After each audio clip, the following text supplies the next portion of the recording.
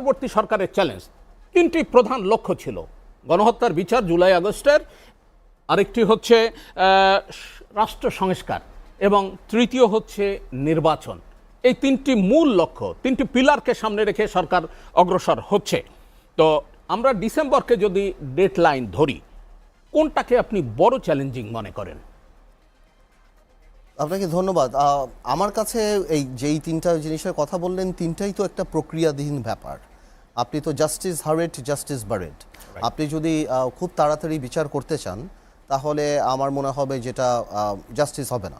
সুতরাং আমরা চাই ডিউ ডিলিজেন্স যাতে থাকে এবং রুল অফ ল যাতে থাকে, এবং যারা এই গণহত্যার সাথে জড়িত তাদের সুবিচার হয়, এবং যেটা আমরা চাই।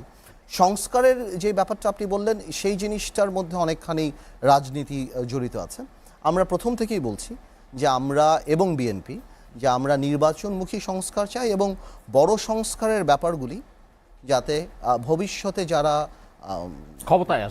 ক্ষমতায় আসবেন তাদের উপরেই ছেড়ে, মানে জনপ্রতিনিধি যারা হবেন তাদের উপরেই আপনার ছেড়ে দিতে হবে। আরেকটা ব্যাপার হয় যেটা হলো যে সংস্কারের নামে যাতে নির্বাচনটা বিলম্বিত না হয়, সেই ব্যাপারটা আমাদের বেশি জোর দেওয়া। তো সেখানেই দেখা যাচ্ছে যে যারা সংস্কারের নামে নির্বাচনকে, কারণ সংস্কার তো একটা চলমান প্রক্রিয়া, আপনি তো আর সংস্কারের সবচেয়ে বড় ব্যাপারটা হলো যে আপনার এটা একটা মাইন্ডসেটের ব্যাপার। সামনে যারা ক্ষমতায় আসবে তাদের মাইন্ডসেটের ব্যাপার। আপনার ওই মানুষগুলির চিন্তা চেতনায় যদি ডেমোক্রেসি থাকে তাহলেই আপনার সরকার সংস্কারটা মানে বাস্তবে রূপ নেবে।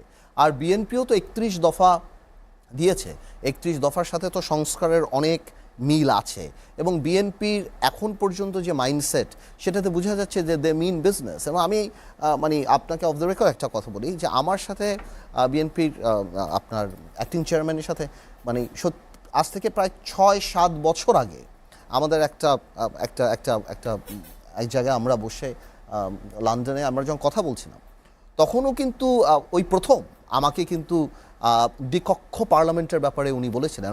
আমি বলেছিলাম যে এটা কি সম্ভব? তখন উনি বললেন যে আমার মনে আছে রাফলি, আমি যতখানি মনে করি যে সমাজে এমন অনেক মানুষ আছেন যাদের কন্ট্রিবিউশন আগামীতে আমাদের দরকার, তাদেরও অ্যাকোমোডেশনের একটা জায়গা আমাদের দরকার। এবং ওর পরবর্তীতে যত মিটিং হয় বা বিএনপি যাদের সাথে কথা হয়, আমি আমার জায়গা থেকে একটা সেন্স পাই যে এই দিস টাইম আমরা সবাই রিয়েলাইজ করি যে কোথাও না কোথাও পরিবর্তনের দরকার আছে, সংস্কারের দরকার আছে, এবং সেটা একটা প্রক্রিয়াধীন বা প্রক্রিয়ার মধ্যে চলে যেতে হবে। কিন্তু সংস্কার করলেই যে বাংলাদেশ সিঙ্গাপুর হয়ে যাবে, এই কথাটা কিন্তু আসলে সঠিক না। এবং যতই নির্বাচন আপনি বিলম্বিত করবেন ততই এই কনফিউশনটা আরও দাঁড়াবে। এই কারণেই আমরা বারবার এই নির্বাচনের ব্যাপারে আমরা বারবার সরকারকে দাগাতে দিই। এবং এই সরকার মাথায় রাখতে হবে কিন্তু জনগণের সরকার, কিন্তু জনগণ দ্বারা নির্বাচিত সরকার না। তো সুতরাং দের ইজ এ ডিফারেন্স। আর নির্বাচিত হওয়ার প্রয়োজনও নাই, বিকজ বিপ্লবের সরকার, এবং আমরা কোনোভাবে ওই সরকার যাতে ফেইল না করে এই জন্য আমরা সরকারের সাথে আছি। এবং সরকারও এটা উপলব্ধি করে যে আমরা যাই বলি বস্তুনিষ্ঠ সমালোচনা করি সরকারকে ফেল করার জন্য না, যাতে সরকার সামনে আরও ভালো করে। তো আমার মনে হয় নির্বাচনটাই সবচেয়ে বড় চ্যালেঞ্জ এই সরকারের। আরেকটি ছোট্ট বিষয়, আপনি বলেছেন সংস্কারের মধ্য দিয়ে যেন নির্বাচন প্রক্রিয়া বিলম্বিত না হয়, কিন্তু কোনটি আগে, সংস্কার আগে নাকি নির্বাচন? আমি তো আপনাকে বললাম সংস্কার তো একটা মানে শুধু কন্টিনিউয়াস প্রসেস না, সংস্কার তো একটা আপনার মানে কুল কিনারাবিহীন সমুদ্রের মতো, এটা তো হতেই থাকবে। সংস্কার পর আরও সংস্কার, আরও সংস্কার, আরও সংস্কার। তো আমার কথাটা হলো যে তার কারণে তো নির্বাচনকে আপনি বিলম্বিত করতে পারেন না, বিকজ এটা আপনার রিয়েলাইজ করতে হবে। আপনার at the end of the day আপনার পলিটিশিয়ানদেরকে বিশ্বাস করতেই হবে।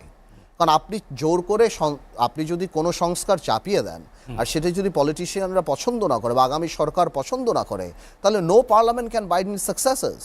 আপনি কোনোভাবেও কোনো পার্লামেন্টকে তো বাধ্য করতে পারবেন না। তাহলে সেই ক্ষেত্রে সবাইকে নিয়ে একটা গ্রহণযোগ্য নির্বাচনের মাধ্যমে সরকার নিয়ে একটা ন্যাশনাল কমিটমেন্ট হোক না। কারণ আমাদের at the end of the day আমাদের বিচারটা কে করে? জনগণই করে আমাদের বিচার, ভোটের মাধ্যমেই করে আমাদের বিচার। তো সেই ক্ষেত্রে আমি মনে করি যদি যেসব সংস্কার করা হচ্ছে না বা করা সম্ভব না, যেহেতু নির্বাচনের সামনে চলে আসছে, সেরকম একটা ন্যাশনাল কনসেনসাস বা ন্যাশনাল কমিটমেন্ট, বিচারের প্রক্রিয়াটা যেন তড়িঘড়ি না হোক, কিন্তু যে বিচার প্রক্রিয়া চলছে এই বিষয়ে আপনি কি বলবেন? না দেখুন, justice delayed, justice denied, justice হারিড, justice buried, Right. তো আমার কাছে দুইটার মাঝখান দিয়ে আপনার একটা ব্যালেন্স সমন্বয় করতে আপনার ব্যালেন্স করতে হবে, আপনার এর মধ্যেই করে দিতে হবে, এই টাইম ফ্রেমের মধ্যে করে দিতে হবে, এটাও যেমন ঠিক না, আবার যদি নেসেসারি কাজ শেষ হয়ে যায় তাহলে দেরি করাও ঠিক হবে না। তো আমি মনে করি এই এই গণহত্যার বিচারটা, এই আপনার ছাত্র জনতার যে আন্দোলনে যে এত হাজার মানুষ মারা গিয়েছে, জাতিসংঘের যে রিপোর্ট সব কিছু, তো এটা তো সবচেয়ে বড় দাবিটাই তো এটা যে এই বিচারটা জাতি দেখতে চায়। Justice must be seen to be done. আমরা প্রায় প্রতিদিনেই সেটা হয়েছে আন্তর্জাতিক অপরাধ ট্রাইব্যুনালে দেখি এই যে সালমান এফ রহমান, আনিসুল হক কিংবা জুনায়েদ আহমেদ পলক বা অন্যান্য যাদেরকে নিয়ে আসে, তাদের যে বিচার প্রক্রিয়া এবং এই আসা যাওয়ার পথে তাদের যে মানে সরস নানামুখী বক্তব্য, যেটি মানে সোশ্যাল মিডিয়াতে ভাইরাল হয়ে যায়, এই বিষয়গুলোরে আপনি কিভাবে মূল্যায়ন করবেন? না, আমি বডি ল্যাঙ্গুয়েজ দেখে আমার কাছে যতটুকু মনে হয় যে আমি কোনো অনুশোচনা তাদের দেখি না। ওনারা বারবার মনে করে এগুলি রাজনৈতিক মামলা, ওনারা বারবার মনে করে যে এই জিনিসগুলি তাদের প্রতি অত্যাচার করা হচ্ছে। তো এটা তো আল্লাহ মোহর মেরে যখন দেয়, তো ওই মোহর আল্লাহ যখন না সরায়, তার যেমন পলকের একটা বক্তব্য শুনলাম, বঙ্গবন্ধু বলল লড়াই করে যেতে হয়। I mean pathetic. মানে এই মুহূর্তে এসে এটা বঙ্গবন্ধুর তো বলার দরকার নেই, সারা পৃথিবীর মানুষই জানে লড়াই করে বাঁচতে হবে, আমরা প্রত্যেকেই লড়াই করি। হ্যাঁ, তারপর ওই যে চিপ কিছু কথাবার্তা যে চিরা খেয়ে থাকতে হচ্ছে, এই হচ্ছে, এই জিনিসগুলি আসলে মানে জনগণের কাছ থেকে গত 17 বছরে এত দূরে সরে গিয়েছে যে জনগণের পালস বুঝে না। নো ওয়ান্ডার এই দেশে এত বড় গণহত্যা হয়েছে। তো আমার মনে করি যে ওনাদের চেহারা বা ওনাদের বডি ল্যাঙ্গুয়েজ দেখলে বোঝা যায় যে ওনারা এখন ওই অনুশোচনাটা ওনাদের মধ্যে আসেনি। আপনি আমাদের অনুষ্ঠানে এসে একবার সালমান এফ রহমানের ব্যাপারে বলছিলেন যে তার 2 বার ফাঁসি হওয়া উচিত। এই বিষয়টা আপনি কোন প্রেক্ষাপটে বলছেন, আর এখনকার বাস্তবতায় আপনি কি বলবেন? না, আমি আগেও যা বলেছি এখনো তাই বলেছি। সালমান রহমান সাহেবের বা দরবেশ, সোকল দরবেশ যাকে আমরা ডাকি, ওনার ওই 2 বারের ফাঁসির ব্যাপারটা আমি এই জন্য বলেছি যে একটা ফাঁসি দেওয়া উচিত ওনাকে, মানে আমি আমার জায়গা থেকে বলছি, আমি তো আর ডিকটেট করছি না, মানে আমি আমার জায়গা থেকে বলছি যে because of his corruption and everything, যা উনি করেছেন।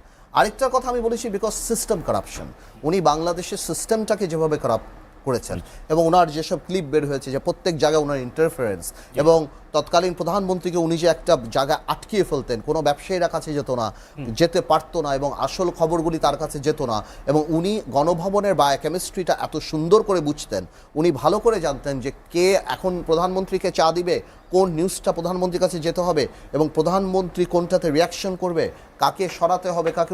তো এই সব কিছু জেনে বাংলাদেশের অর্থনীতিকে আমি আপনাকে যেটা বলেছিলাম 6 মাস আগে, আজকে আপনি দেখতে পাচ্ছেন বাংলাদেশ ব্যাংকের গভর্নর থেকে আরম্ভ করে যারা আছে, এবং তাদের অবস্থা দেখতে পাচ্ছেন যে আসলে বাংলাদেশে যেই পরিমাণ লুট হয়েছে সারা পৃথিবীর ইতিহাসে আমি মনে করি এই পরিমাণ লুট কোনোদিন হয় নাই। এতে যদি 5টা লোক দায়ী থাকে, এই লুটের কারিগর যদি কাউকে বলা হয়, that is Salman F Rahman. হয়েছে অন্তর্বর্তী সরকারের চ্যালেঞ্জ। আমরা যে 3টা মৌলিক বিষয়, মূল লক্ষ্যকে টার্গেট করে গণহত্যার বিচার, রাষ্ট্র সংস্কার এবং নির্বাচন, আমরা টাইমলাইন যদি ডিসেম্বরকে ধরি, সেই ক্ষেত্রে কোনটিকে আপনি বেশি বা বড় চ্যালেঞ্জিং মনে করেন? আবু আলম শহীদ। নির্বাচন, এক কথা হলো নির্বাচন। কারণ আপনি রাষ্ট্র সংস্কার করবেন, এটার উদ্দেশ্য নির্বাচন। আপনি গণহত্যার বিচার করবেন, সেটার উদ্দেশ্য নির্বাচন। কেন গণহত্যার বিচার করতে হবে নির্বাচনের আগে, এটা একটা দাবি, মানে ছাত্রদের দাবি। ধরেন গণহত্যার বিচার, রাষ্ট্র সংস্কার দুটোই ছাত্রদের দাবি এবং মানুষের দাবি, যদি বলি জনগণের দাবি। সেটার উদ্দেশ্যটা কি? যে একটা ভালো নির্বাচন করার জন্য সংস্কার করবেন। কতটুকু সংস্কার করলে নির্বাচন ভালোভাবে করা যাবে, ততটুকু সংস্কার করে আপনি নির্বাচন করবেন। সুতরাং মূল চ্যালেঞ্জ বা মূল লক্ষ্য হওয়া উচিত এই সরকারের একটি ভালো নির্বাচন, যেটা আমাদের জাতীয় মানদণ্ড এবং আন্তর্জাতিক মানদণ্ড যেটাকে ভালো নির্বাচন করা যা বলে।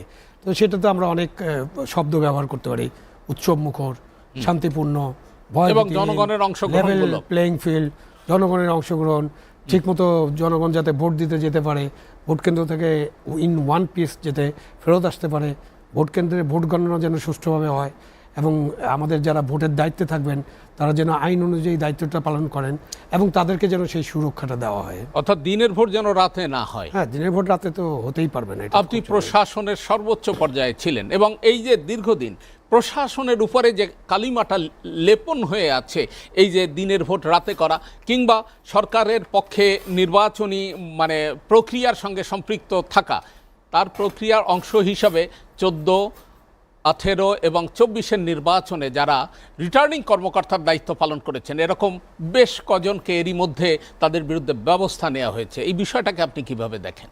যে আজকে কয়জনের বিরুদ্ধে 22 জনকে সেটা হয়েছে, হ্যাঁ, বাধ্যতামূলক অবসর দেওয়া হয়েছে। তো এখন তাহলে আমরা সংস্কারের কথা জিজ্ঞেস করছিলেন না? হ্যাঁ। তো আপনার যে সংস্কার কমিটি, মুহিত চৌধুরী সাহেবের নেতৃত্বে যে কমিটি অনেকগুলো প্রস্তাব দিয়েছে, তার মধ্যে একটা গুরুত্বপূর্ণ প্রস্তাব ছিল যে কাউকে 25 বছরে দেখিয়ে কাউকে বাধ্যতামূলক অবসর দেওয়া যাবে না। তাহলে সরকার সংস্কার কমিশনের রিপোর্টই তো মানল না, তাহলে এই সংস্কার কমিশনের রিপোর্টের কি হবে?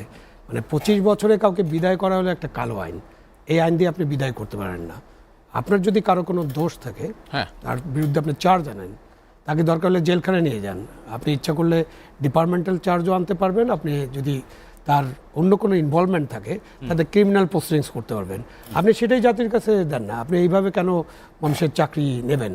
সেটা অন্যায়, অন্যায্য, এবং এটা আমাদের যে মানবিক নীতিমালা এবং আমাদের যে গণতন্ত্রের নীতি। অর্থাৎ অপরাধ যদি আপনি করে থাকেন, সুনির্দিষ্ট অপরাধের চার্জ করে, মানে শুরুতে ওএসডি করতে হবে, ওএসডি করে আপনি বিচার করেন, বিচার প্রক্রিয়ার মধ্য দিয়ে। এখন আমরা আলোচনা করি যে আমাদের যে নির্বাচনগুলো হয়েছে, আপনি 14, 18 এবং 24-এর নির্বাচনের কথা বলেছেন, এই নির্বাচনগুলো কি শুধু রিটার্নিং অফিসারই পরিচালনা করেছে? না, এই নির্বাচনে 12 থেকে 14 লক্ষ গণকর্মচারী ছিল। এখন ধরেন অন্যদের কথা আপনি বাদ দিতে পারেন, মানে গুরুত্ব হিসাবে ডিসি, এসপি, ইউনো বা ওসি সাহেবের গুরুত্ব একটু বেশি। এই চারজন তো মোটা দাগে, হ্যাঁ, মোটা দাগে তাদের গুরুত্ব বেশি, কিন্তু তাদের দায়িত্বটা কি? একজন রিটার্নিং অফিসার, উনি তো নির্বাচন করেন। সুতরাং একজন রিটার্নিং অফিসারের দায়িত্ব কিন্তু ভোট কেন্দ্রের যে শৃঙ্খলা, ভোট কেন্দ্রের যে ভোটাভুটি, ভোট কেন্দ্রে যারা দায়িত্ব পালন করেন, ওই দায়িত্ব তো রিটার্নিং অফিসার না। ওখানকার দায়িত্ব হলো একজন প্রিজাইডিং অফিসার। প্রিজাইডিং অফিসার সর্বময় ক্ষমতার অধিকারী, কখন ভোট শুরু হবে, কখন ভোট শেষ হবে, ভোট কেন্দ্রে ভোট যদি উল্টাপাল্টা হয় তাহলে ভোট কেন্দ্র বাতিল করা, স্থগিত করা, এইসব দায়িত্ব, ভোটের ফলাফল ঘোষণা করা, সব দায়িত্ব হলো প্রিজাইডিং অফিসার। রিটার্নিং অফিসার আমরা 1947 সাল থেকে যদি হিসাব করি, তাহলে গত 75-76 বছরে আমরা স্বাধীন গণকর্মচারী, স্বাধীন সিভিল সার্ভিস, স্বাধীন পুলিশ সার্ভিস, স্বাধীন জুডিশিয়ারি গড়ে তুলতে পারিনি। আপনি যদি কারা গড়ে তুলবে? এটা কি আমি আবু আলম মোহাম্মদ শহীদ খান আমি চাকরিতে জয়েন করবো অ্যাসিস্ট্যান্ট কমিশনার হিসেবে, বা কেউ অ্যাসিস্ট্যান্ট কমিশনার ট্যাক্স, বা কেউ স্কুলে চাকরিতে জয়েন করবো? এটা কি যারা চাকরি করতে যান গণকর্মচারী, চাকর বাকর, তারা কি এটা গড়ে তুলবেন নাকি? এটা গড়ে তোলার দায়িত্ব হলো রাষ্ট্রের, এবং রাষ্ট্র যারা পরিচালনা করেন তাদের। আপনি 76 বছর ধরে, আমি 47 সাল থেকে ধরছি, 76 বছর ধরে আপনি এটা করলেন না, না করে এখন আপনি বলছেন যে এরাই সব দায়ী। আপনি আগে নিজেকে ঠিক করেন, আপনি দেশ চালানোর বিষয়টা ঠিক করেন, আপনি সরকার, আপনি আগে ঠিক করেন যে আমাদের ন্যায়ানুগভাবে আমরা একটা সিভিল সার্ভিস চাই, গণকর্মচারী চাই, যে কারণে গণকর্মচারী সৃষ্টি হয়েছে, এর কারণ তারা জন্য স্বাধীন গণকর্মচারী রাখবেন না, আপনি সবসময় এদেরকে পরাধীন রাখবেন, সবসময় চাপের মুখে রাখবেন। আপনার নিয়োগ থেকে শুরু করে পদোন্নতি, পদায়ন সবকিছু আপনি কন্ট্রোল করবেন।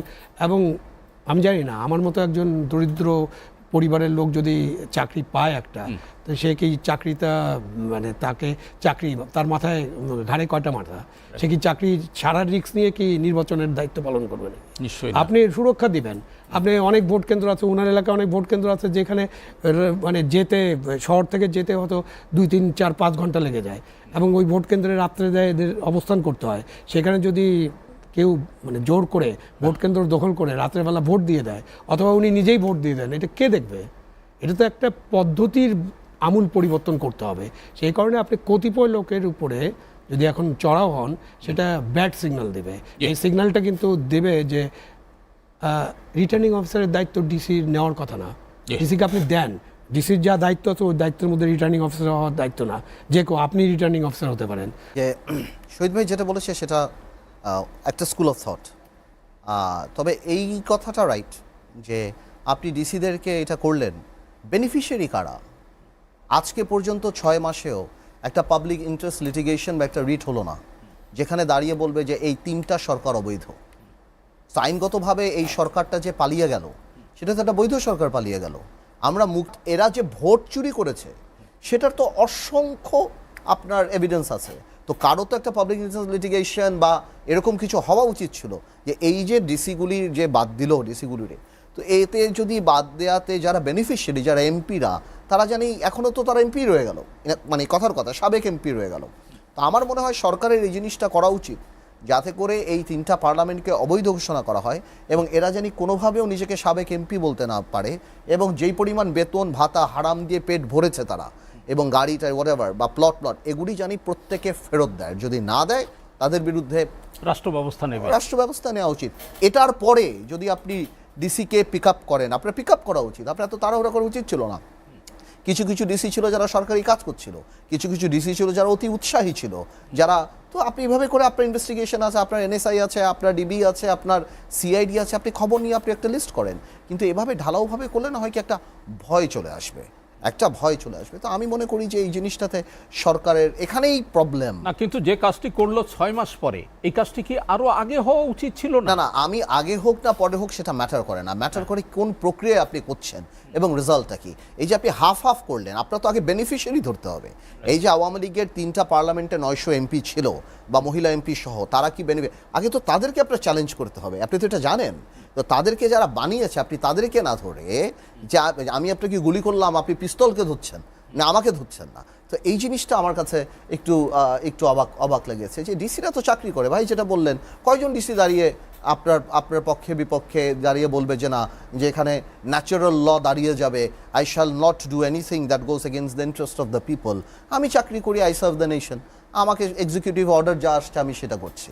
তো আমার মনে হয় এই জিনিসটা সরকার কেন করলো জানি না, বাট এখানেই এই পলিটিক্যাল জিনিসটা যে সরকারের ল্যাকিং, যে সরকারের যে একটা জনসম্পৃক্ততা বা রাজনৈতিক যে একটা ল্যাকিং, এইটাই এখানে দৃশ্যমান আর কি।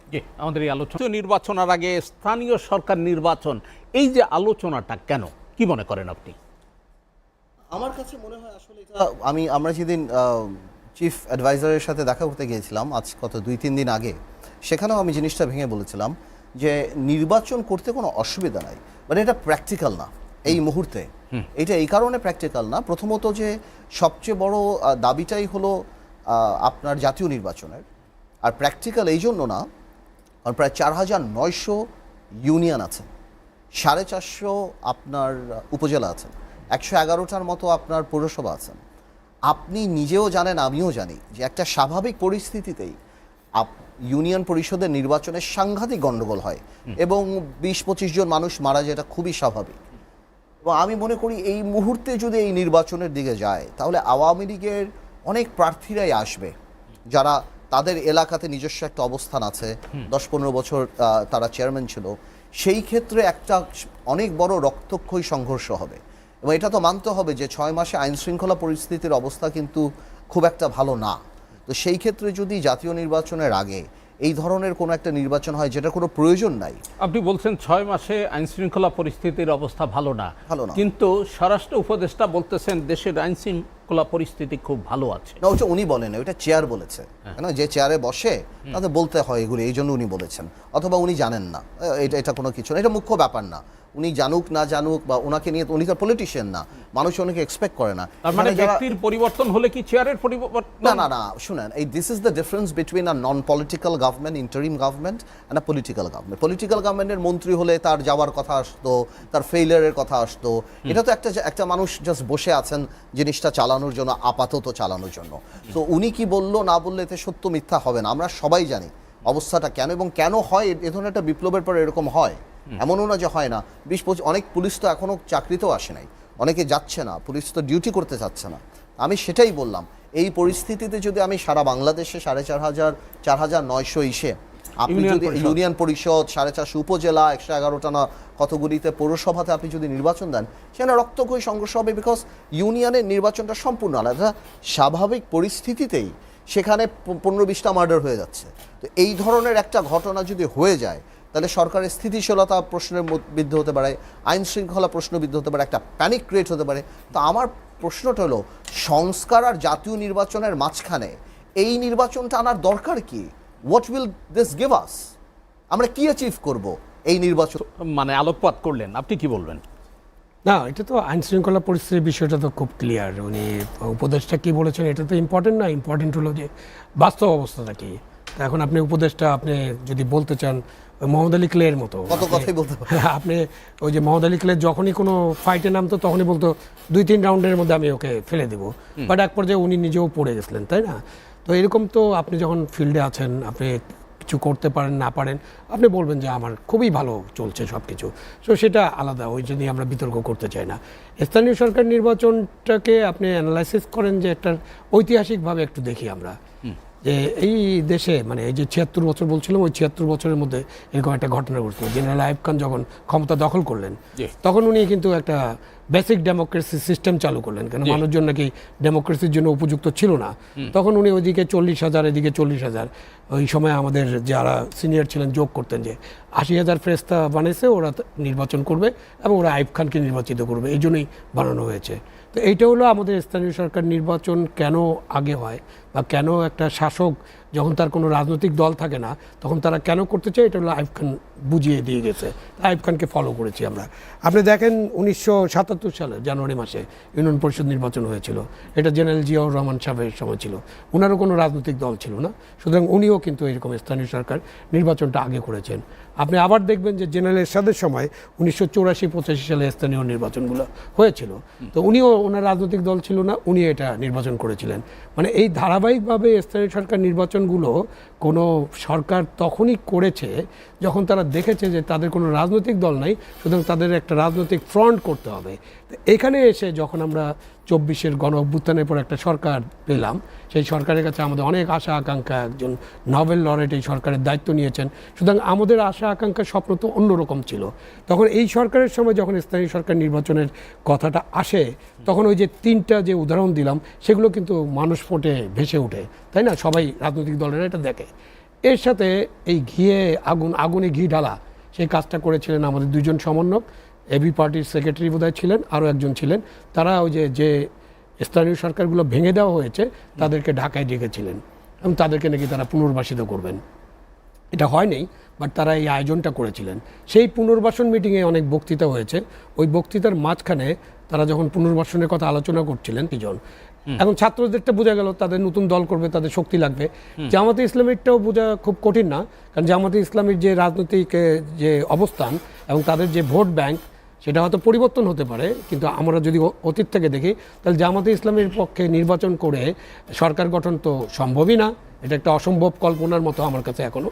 এবং তারা হয়তো এই যে ডাবল ফিগারের সিট পাওয়া পার্লামেন্টে একটা শক্তিশালী দল হিসেবে সেটাও তাদের জন্য একটা দুরাশা হতে পারে, এবং তারাও এটা চাইতে পারেন। তো সেই ফাঁদে কেন অন্যান্য রাজনৈতিক দল পড়বে? এরপরে তো আইন শৃঙ্খলা পরিস্থিতি আছে, স্থানীয় নির্বাচনে আইন শৃঙ্খলা পরিস্থিতি নিয়ন্ত্রণ করা খুবই কঠিন। আমি এখন জাতীয় নির্বাচন করার জন্য আইন শৃঙ্খলা পরিস্থিতি ঠিক করতে পারছি না, আমি মাঝখানে এই ডিসেম্বরের আগে সে অক্টোবর বা আগস্টে বা সেপ্টেম্বরে আমি একটা স্থানীয় সরকার নির্বাচন করব, তখন তো আরও একটা ইস্যু আসতে পারে। তখন আইন শৃঙ্খলা পরিস্থিতির খুব অবনতি ঘটলে তখন তো অন্তর্বর্তীকালীন সরকারকে কেউ এই বুদ্ধি দিতে পারে, কারণ তার বুদ্ধিদাতাদের তো দেশে অভাব নেই, বলতে পারে না এই সব এত কর্মকাণ্ডের মধ্যে, এত আইন শৃঙ্খলা পরিস্থিতি অবনতির মধ্যে নির্বাচনী আর দরকার নেই। তো আপনি সেই একটা ফাঁদ মনে হতে পারে। আমি রাজনীতিবিদরা যে এটা বলছেন আমি মনে করি তারা কিন্তু এই ফাঁদটা দেখে তারা কিন্তু ঠিকমতো বিশ্লেষণ করেই বলছেন। আমি ওনার বিশ্লেষণের সাথে একদম একমত, সাথে সাথে আমাদের ইতিহাসগুলোও আছে। যে তাদের নেতৃত্বে যে নতুন রাজনৈতিক দল নিয়ে এ নিয়ে এত আলোচনা কেন? না দেখুন, নতুন রাজনৈতিক দল আসবে সেটা কোনো প্রবলেম নাই, ভালো আসতেই পারে রাজনৈতিক মানুষের, কিন্তু সরকারে থেকে নতুন রাজনৈতিক দল করাটা তো একটু অনৈতিক। আপনার তো একটা লেভেল প্লেইং ফিল্ড থাকতে হবে না? আপনি সরকারে থাকবেন, সরকারের বেনিফিট নেবেন, সেখান থেকে আপনি নতুন রাজনৈতিক দল করবেন, তো ন্যাচারালি পলিটিশিয়ান হিসাবে বা আমরা দেশের নাগরিক হিসাবে আমরা তো এই প্রশ্ন করবই যে আপনি সরকারে থাকছেন, আপনি হেলিকপ্টার করে কম্বল দিচ্ছেন, আপনি সেখানে যাচ্ছেন, এখানে যাচ্ছেন, এবং আপনি ভবিষ্যতে রাজনৈতিক দল করবেন, তো নৈতিকতার ব্যাপার তো এখানে আসেই, সো কনফ্লিক্ট অফ ইন্টারেস্ট তো আসেই।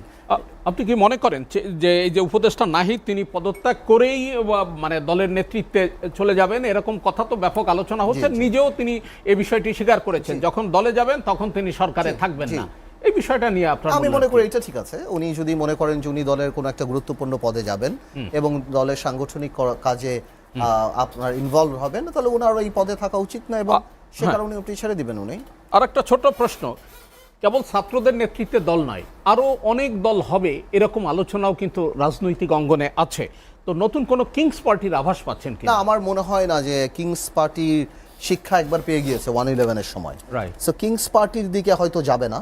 তবে যেহেতু দেখুন, আমি একটা কথা আপনাকে বলি, এই ছাত্রদের প্রতি আমার ব্যক্তিগতভাবে অনেক দুর্বলতা আছে। এই ছাত্ররা এই আত্মত্যাগ, যে আত্মত্যাগে তারা ছিল, তারা ফ্রন্ট লাইনে ছিল।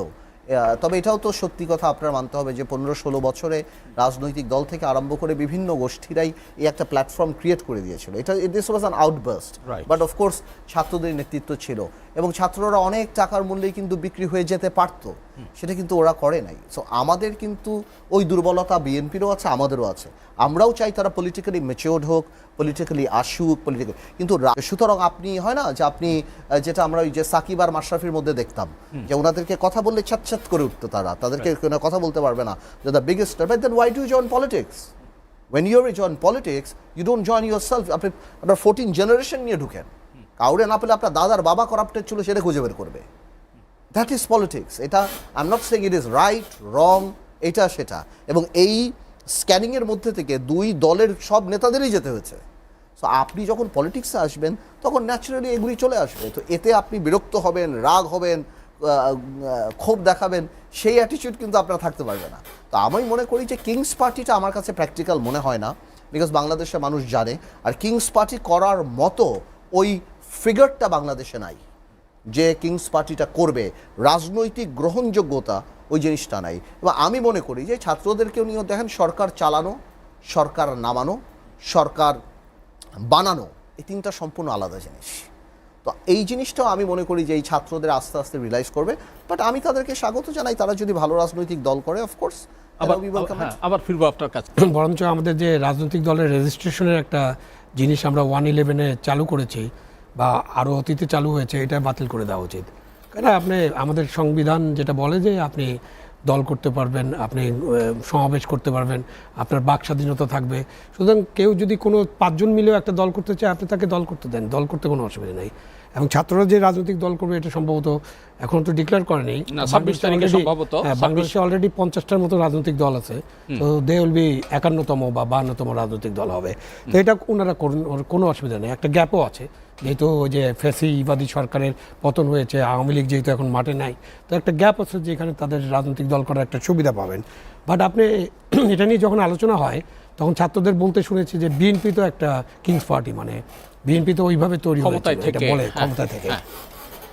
তো এইখানে এই জিনিসটা আমি একটু পরিষ্কার করতে চাই, মানে আমার নিজের বোঝার জন্যই তুলে ধরছি যে বিএনপি গঠিত হয়েছিল তখন একটা সেনা শাসন ছিল, সেটা কিন্তু অন্তর্বর্তীকালীন সরকার না, একটা নিরপেক্ষ সরকার ছিল না, সেনা শাসন। তো ওনারা বিএনপি বা জিয়াউর রহমান সাহেব যা করেছেন বা এরশাদ সাহেব যা করেছেন সেইটা ওনারা রিপিট করবেন অন্তর্বর্তীকালীন সরকার, এটা কারো প্রত্যাশা না। সুতরাং এটা ক্লিয়ার থাকতে হবে যে অন্তর্বর্তীকালীন সরকার নিজের থেকে কোনো দল করার ব্যাপারে কাউকে সহায়তা করবে না, কারণ তারা অন্তর্বর্তীকালীন সরকার। আর ওইটা যারা করেছেন তারা করেছেন, ওটা অতীত ইতিহাস এবং সমালোচনা আছে। বিএনপির জন্য সুবিধা হলো যে বিএনপি 1991 সালে জনগণের, তো এই যে অন্তর্বর্তীকালীন সরকার, তারা কিন্তু ওই অজুহাতে অন্য কোনো দলকে সমর্থন করতে পারেন না, যেটা অলরেডি ড্যাভোসে ডক্টর ইউনূস সাহেব যখন কথা বলেছেন, আজকে উনি বলেছেন তরুণদের নেতৃত্বের ব্যাপারে, ভালো, এগুলো অন্য কথা, কিন্তু ছাত্ররা রাজনৈতিক দল করবে সেই বিষয়ে তার কথাগুলো যদি আমরা পুরোপুরি অনুসরণ করি তখন মনে হচ্ছে যে আমাদের প্রধান উপদেষ্টা নিজেই ছাত্রদের একটা রাজনৈতিক দল করার ব্যাপারে উৎসাহিত করছেন। এটা উনি নাও করতে পারতেন, না করলেই ভালো হতো, তাহলে আমরা আর আলোচনা করতাম ওর দিয়ে। উনি অন্তর্বর্তীকালীন সরকারের প্রধান, উনি কোনো সেনা শাসনের মাধ্যমে 111-এর ফখরুদ্দিন সরকারও নয়, তারা করতে পারে, কিন্তু উনি এটা করতে পারেন এবং ওনার কাছে আমরা প্রত্যাশা করি না, কারণ ওনার কাছে আমাদের স্বপ্ন, আমাদের আকাঙ্ক্ষা অনেক বেশি এবং ওনাকে যে আনা হয়েছে ওনার প্রতি একটা বিশ্বাস থেকে আনা হয়েছে, সুতরাং তারা করতে পারেন না। পদত্যাগ করবেন, আপনি উপদেষ্টা পরিষদে আছেন, পদত্যাগ করবেন, এটা আন্দোলন সাহেব বলেছেন, খুব ভালো কথা, আমি এটাকে স্বাগত জানাই। But I have a question, আপনি তাহলে উপদেষ্টা পরিষদে গেলেন কেন? আপনি যে এই 6 মাস বা 7 মাস আপনি উপদেষ্টা পরিষদে কাজ করলেন এবং এর মধ্যে আন্ডারগ্রাউন্ড, মানে আমাদের এখন প্রকাশ্য অপ্রকাশ্য রাজনীতি আছে না, যেমন আমরা ইউনিভার্সিটিগুলোতে কুয়েটে আমরা দেখছি না, তা আপনি এতদিন যে কাজ করলেন, আপনি এদের সাথে যে যোগাযোগ, ছাত্র রাজনীতি যারা দল করছে তাদের সাথে উপদেষ্টা হিসেবে যে আপনার যোগাযোগ, এই যোগাযোগ থাকাটা তো অনৈতিক হয়ে গেছে। আপনি ইমিডিয়েটলি পদত্যাগ করেন, মানে they should resign immediately tomorrow morning যদি দল করতেই চায়, এবং তাদের অন্তর্বর্তীকালীন সরকারের যোগ দেওয়া উচিত নেই। যোগ দেওয়ার সময় ডিসাইড করা উচিত ছিল আমরা যারা দল করব তারা বাইরে থাকবো, এবং আমরা যারা দল করব না, আমরা যারা নিরপেক্ষ থাকবো তারা অন্তর্বর্তীকালীন সরকারে থাকবো। সুতরাং অন্তর্বর্তীকালীন সরকারের উপদেষ্টা হিসেবে আপনি যখন দলে যোগ দেবেন, এটা একটা কোশ্চেন মার্ক। হয়তো বাংলাদেশে এত বড় কোশ্চেন হবে না, তারা রিজাইন করে দেবে না রিজাইন করে, মানে ওই তো রিজাইন করার পরে এই 6 মাস 7 মাস যে কাজ করেন, প্ল্যান ওয়েতে করে নাই, let's give them benefit of the doubt. আচ্ছা ঠিক আছে, দায়িত্ব নিয়ে যেভাবে রিস্ক নিয়ে কথা বলেছেন, আমরা অনেকেই এই ধরনের কথাবার্তা বলেছি। তখন একটা ফ্যাসিবাদী সরকার ছিল, আমরা জানি কি অবস্থা ছিল, কি হতো। আমরা তো 15 বছরে যে মানুষগুলো কথা বলেছে, আর আপনি এখন দেখেন এখন যারা অনেক বড় বড় কথা বলে তারা 15 বছর কি করেছে, গাছের পাতাও কথা বলে না তারা 15 বছর কি করেছে, 15 বছরে তাদের রোলটা তো আপনাদের কাছে রেকর্ড আছে না, 15 বছর তাদের ডেকে পাওয়া গেছে। ভাই আল্লাহ তো সবাইকে সব ধরনের মেন্টালিটি, সাহস বা সবকিছু দিয়ে পাঠায় না, এটা হতেই পারে, বাট আমরা সবাইকেই এই বেনিফিট। তারপরে আমরা ওদেরকে স্বাগত জানাই, তারা দল করুন, জনগণের কাছে যান।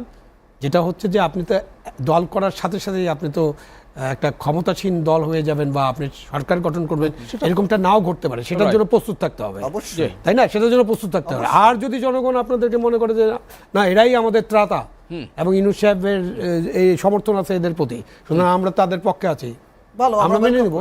আমরা তো ভোটের মাধ্যমে, ভোটটা সুন্দর হতে হবে, আমরা অবশ্যই মেনে নিব যে হ্যাঁ তরুণরাই দেশ চালাক।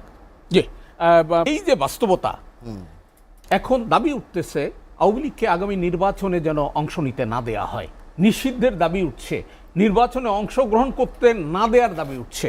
কি বলবেন আপনি? দেখুন, আপনি যদি প্রশ্নটা করলেন আমাকে, আমি আগেও বলেছি এখনো বলছি যে আওয়ামী লীগ রাজনৈতিক দল হিসাবে, আমি মনে করি এটা রাজনৈতিক দল হিসাবে গণহত্যায় জড়িত, বা যদি এই বিচার, একটা প্রক্রিয়া তো লাগবে না, এটা বিচারের মাধ্যমে যদি হয় তাহলে তো আওয়ামী লীগ নিষিদ্ধ হতেই পারে। এতে সাধারণ মানুষ বা যারা আওয়ামী লীগকে নিষিদ্ধ চাচ্ছে এটা খুব অন্যায়, খুব কাজ না। কিন্তু আরেকটা প্রশ্ন, যেটা আমরা রাজনীতি করি ভাই, দেশে রাজনীতি থাকতে হবে এবং রাজনৈতিক হিসাব নিকাশও থাকতে হবে, নাহলে তার হবে না। আওয়ামী লীগ এখন সবচেয়ে বেশি ব্যান্ড হোক, এটা আমি আমার রাজনীতির জায়গা থেকে বলছি, এটা আওয়ামী লীগ চায়। আওয়ামী লীগ যে এখন রাজনৈতিকভাবে ব্যান্ড হোক, এটা আওয়ামী লীগ চায়, আওয়ামী লীগের সভানেত্রী চায়। কেন চায়? আমার অ্যানালাইসিস, সময় বলে দেবে আমি ঠিক না ঠিক কেন চায়। আমার ধারণা, আওয়ামী লীগ যদি ব্যান্ড হয় তাহলে আওয়ামী লীগ সভানেত্রীর নেতৃত্বকে কেউ প্রশ্ন করবে না, কারণ অলরেডি কিন্তু মার্কেট একটা আলাপ আছে যে আওয়ামী লীগকে যদি ব্যান্ড না করা হয় তাহলে আওয়ামী লীগ যদি নির্বাচনে আসে তাহলে স্বভাবতভাবে যারা গণহত্যার সাথে যাদের নাম আসছে বা তারা তো করতে পারবে না, তাহলে আওয়ামী লীগের নেতৃত্ব পরিবর্তন হওয়ার একটা কথা আসবে, যেই নেতৃত্বটা অনুশোচনা করে ক্ষমা চেয়ে রাজনীতিতে ফেরত আসতে হবে। তো অনুশোচনা আর ক্ষমা যদি চান এবং 3টা নির্বাচনকে যখন আপনি কোয়েশ্চেন করবেন, আপনি স্বীকার করবেন যে এই গণহত্যার জন্য আমরা জড়িত না, এইটা বঙ্গবন্ধুর হোয়াট এভার, তখন তো ওই পুরো লায়াবিলিটিটা সেখানে যে পড়বে, তাহলে সে তো আওয়ামী লীগ নেই। আমার মনে হয় আওয়ামী লীগের সেই গ্রুপটা এখন দরকার, আওয়ামী লীগের নেতৃত্বটা, এবং এটা যদি ব্যান্ড হয়ে যায় তা সারা পৃথিবীতে বলতে পারবে যে আওয়ামী লীগ ব্যান্ড হয়ে গেছে, এই জন্য আমি নির্বাচন করতে পারি নাই। কিন্তু আওয়ামী লীগ যদি ব্যান্ড না হয় এবং বলা হয় আওয়ামী লীগ এভাবেই থাকুক, তাহলে আওয়ামী লীগের ভিতর গণঅভ্যুত্থানকে জুলাই গণঅভ্যুত্থানকে অস্বীকার করে বাংলাদেশে রাজনীতি করার সুযোগ নাই। এইটাকে স্বীকার করতে হবে, এই 1400 লাশের আত্মত্যাগকে স্বীকার করতে হবে, হাজার হাজার মানুষের আহত হতে করতে হবে, আমাদের আত্মত্যাগকে স্বীকার করতে হবে, সকলের আত্মত্যাগকে স্বীকার করতে হবে। এটাকে অস্বীকার করে এটাকে জঙ্গি বলা, এটাকে এই নাম দেওয়া ওই নাম দেওয়া, এটা ভুল মিথ্যা, এগুলির কোনো সুযোগই নাই। কিন্তু ওই আওয়ামী লীগটা কিন্তু এই কাজটা করে যাচ্ছে, এতে বোঝা যাচ্ছে যে তারা নির্বাচনে ইন্টারেস্টেড না। এর মধ্যে যদি আপনি ব্যান্ড করে দেন তাহলে তাদের শোনায় সোহাগ। এই কারণে কি করবে না করবে সরকার জানে, সেটা আমরা জানি না। আমার কাজ হলো এটা খুলে বলে দেওয়া। সো আপনি নৈতিকভাবে জিজ্ঞেস করলে আমি মনে করি না, আওয়ামী লীগের রাজনীতি করার অধিকার নাই, আওয়ামী লীগ গণহত্যার সাথে জড়িত। কিন্তু এটাই কিন্তু রাজনৈতিকভাবে আওয়ামী লীগ খুঁজছে, যে আওয়ামী লীগকে যদি আপনি ব্যান করে দেন তাহলে আওয়ামী লীগ ভাঙার কোনো প্রশ্ন আসবে না, আর আওয়ামী লীগকে যদি আপনি ব্যান না করেন আওয়ামী লীগ ভাঙার সময়ের ব্যাপার। বিকজ একটা ইনহেরেন্ট ফোর্স আওয়ামী লীগ থেকে বের হয়ে আসবেই, যারা বুঝতে পারছে যে আওয়ামী লীগের প্রথম থেকে করে সেকেন্ড বা যাকে সাবেক প্রধানমন্ত্রী বা আওয়ামী লীগ সভানেত্রী যাদেরকে দিতে চায় তার পছন্দের, তাদের ইমেজ জিরো। সুতরাং আওয়ামী লীগ ভাঙা 5টা সিট পাক, 10টা সিট পাক, 20টা পাক বা 10% যাই পাক, আওয়ামী লীগ ভাঙার সময়ের ব্যাপার, নিচ থেকেই আওয়ামী লীগ ভাঙবে। সুতরাং আমি মনে করি যে রাজনৈতিকভাবে আপনি যদি চিন্তা করেন, আওয়ামী লীগ যদি ব্যান্ড হয়, একটা আওয়ামী লীগ মানে নেতৃস্থানীয় আওয়ামী লীগ সবচেয়ে খুশি হবে এবং সেটার সাথে দ্বিমত করার কোনো সুযোগ নেই। আপনি আমাকে যদি জিজ্ঞেস করেন, আমি বেসিক্যালি মনে করি কোনো রাজনৈতিক দলকে বা কোনো গোষ্ঠীকে নিষিদ্ধ করে কিন্তু ফলাফল হয় না কিছু। আমরা তো এই দেশে জামাতে ইসলামকে নিষিদ্ধ করেছিলাম এবং তারপর তো আমরা দেখেছি ফলাফল কি হয়েছে। এখনও হিজবুত তাহরির নামে একটা দল আছে, সেটা নিষিদ্ধ, এবং আমরা দেখি না তারা কি ধরনের শক্তি প্রদর্শন করে মাঠে। এবং আপনি নিশ্চয়ই যখন ফুটপাথ দিয়ে হেঁটে যাবেন, আপনার গুলশান এলাকায় দেখবেন কত পোস্টার লাগানো আছে তাদের নামে এবং কত বড় বড় মিছিল তারা করেছে আগস্টের পরে। তা এখনও তারা অ্যাক্টিভ আছে। তো নিষিদ্ধ করে আপনি আসলে কোনো খুব একটা বড় ফল নিয়ে আসবে এরকম না। আপনার যেটা হবে যে এইটাকে জনগণের কাছে ছেড়ে দিতে হবে। এবং আমাদের দেশে তো একটা দল ছিল না, মুসলিম লীগ, যারা পাকিস্তান তৈরি করেছিল। আপনি এখন মুসলিম লীগ খুঁজতে তো আমাদের বাতি দিয়ে খুঁজতে হয়, তাই না? কেন মুসলিম লীগের এই অবস্থা? বিকজ মুসলিম লীগের রাজনীতিটাই বাঙালির যে রাজনীতি, বাঙালি জাতীয়তাবাদের যে রাজনীতি, ওই রাজনীতির সাথে মিশ খায় নেই এবং তারা ওইটা করতে পারেনি। যার কারণে তারা আমাদের ভাষা আন্দোলন, আমাদের 54 যে নির্বাচন, পরবর্তী যে 62, 66, 69, 70, 71 তাদের ওই রোলটা ছিল না। ওই রোলটা না থাকে কারণে তারা নিশ্চিহ্ন হয়ে গেছে, তাদের এখন খুঁজে পাওয়া যায় না। আওয়ামী লীগকেও, আওয়ামী লীগ থাকুক, আওয়ামী লীগ জনগণের কাছে যাক, জনগণের কাছে গেলেই তখন বোঝা যাবে যে তাদেরকে জনগণ কতটা পছন্দ করে, যাওয়ার মতো অবস্থা, যাওয়ার মতো অবস্থান। ওই যে যেটা বললেন উনি, যাওয়ার মতো অবস্থান আপনি যদি না রাখেন, তাহলে ওই যে একবার ব্যান্ড হয়ে গেলে তখন ব্যান্ড পার্টি হিসেবে তারা চলবে। এবং চললে তখন যে নেতৃত্ব, যাদেরকে আমরা দায়ী করছি এই গণহত্যার জন্য, যাদেরকে, এবং ব্যান্ড করে দিলে তো আরেকটা সুযোগ সৃষ্টি হয়। নিষিদ্ধ পার্টি কিন্তু অনেক কাজ করতে পারে এবং সেই অ্যাবিলিটি কিন্তু আওয়ামী লীগের আছে। আপনি নিষিদ্ধ করবেন, তখন আন্ডারগ্রাউন্ডে যে দেশের অরাজকতা সৃষ্টি করা, এটা তো যে কোনো পার্টি করতে পারে। এটা ছোট ছোট নিষিদ্ধ পার্টি করতে পারে। আমরা দেখেছি না সিরাজ শিকদার সময় কি করতে পারে, গণবাহিনী কি করতে পারে আমরা দেখেছি না, ইপিসিপি এমএল, মানে আমরা যে কমিউনিস্ট আন্দোলনগুলো ছিল, নকশালরা কি করতে পারে আমরা দেখেছি না। সুতরাং নিষিদ্ধ করা কিন্তু রাজনীতিতে একটা খুবই রিস্কি ফ্যাক্টর এবং এটা সলিউশনও না। এটা করতে পারে না, পৃথিবীর কোনো দেশে নিষিদ্ধ করে কিন্তু কোনো ফলাফল অর্জন করা সম্ভব হয়নি। 32 নম্বরটা গুড়িয়ে দেওয়াতে পলিটিক্যাল বেনিফিটটা কার হলো? না, ছাত্রদের তো একটা সুনির্দিষ্ট দাবি হচ্ছে যে সকল ষড়যন্ত্রের এটি কেন্দ্রবিন্দু তারা এটা তো গুলিয়ে দিয়েছে। জিদের কাজ। তারা জিদের রাগে ক্ষোভে বা যারা 32 নম্বরকে ফ্যাসিজমের কথা বলে। দেখুন, আমি একটা কথা বলি, 32 নম্বর নিয়ে একটা সিম্পল কথা বলি। 71 পর্যন্ত আমার ধারণা, আমার যতখানি, যদি ডেমোক্রেসি থাকে আমি তো আমার কথা বলতেই পারবো, 71 পর্যন্ত তো শেখ মুজিবুর রহমান, বঙ্গবন্ধু বা যা বলেন আপনি, বঙ্গবন্ধুর সমান দৈর্ঘ্য প্রস্থে কোনো লিডার ছিল বলে আমার ধারণা না। আমি বলতে পারি না 71 পর্যন্ত। 71 থেকে 75 পর্যন্ত আপনি অনেক প্রশ্নই করতে পারেন এবং ওই বাসাটা একটা হিস্টোরিক বাসা। ওখানে 6 দফা থেকে আরম্ভ করে অনেক গুরুত্বপূর্ণ অনেক কিছু হয়েছে। আবার ওই বাসা থেকেও বাকশালও হয়েছে, আবার সব কিছু হয়েছে। এই ইতিহাস ধরলে তো পুরোটাই আপনার বাস্তবতা, আপনার পুরোটাই আসতে হবে। এখন আমার প্রশ্নটা হলো, ভাঙচুর করে আপনি কি সরালেন? আপনি কি 71 মানে 62 থেকে 66 বা 69 গণঅভ্যুত্থান বা শেখ মুজিবের বঙ্গবন্ধু হয়ে বেড়ে ওঠা বা সেই ইতিহাসগুলি, সেগুলি কি আপনি সরিয়ে ফেলতে পারবেন বাংলাদেশ থেকে? আপনি পারবেন না।